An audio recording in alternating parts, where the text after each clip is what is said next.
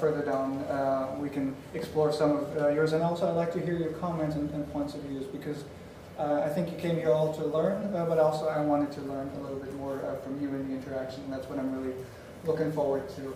So I'm responsible for strategy of Siemens Health Services. And you know, healthcare for me is also fairly new. I've only been in the healthcare industry now for 5 years. I came from a different part of Siemens. And what struck me in healthcare is that it's very unique. It's both, you know, fascinating from technology, from things that are possible, you know, that as a layperson you never thought were possible, but it's personal.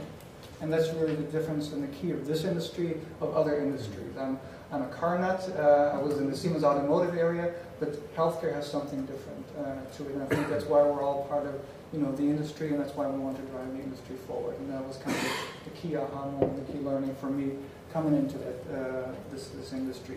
And first I thought, okay, Siemens, we don't need to introduce Siemens. Everyone knows Siemens.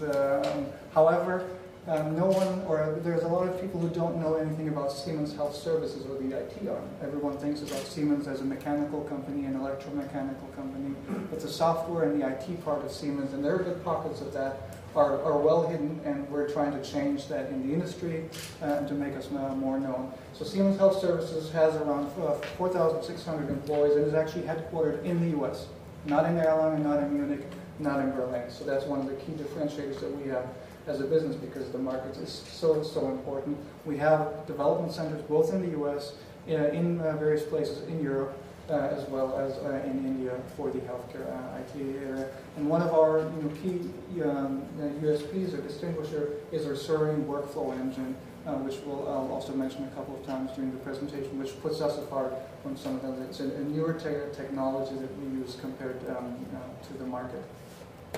So Siemens has, as you probably know, those 4 sectors, healthcare being one of them, and we really focus on the hospital providers providing IT as a product, and also providing services for our mostly hospitals and affiliated. And we've historically really focused around the acute settings, but are expanding into the ambulatory world as well.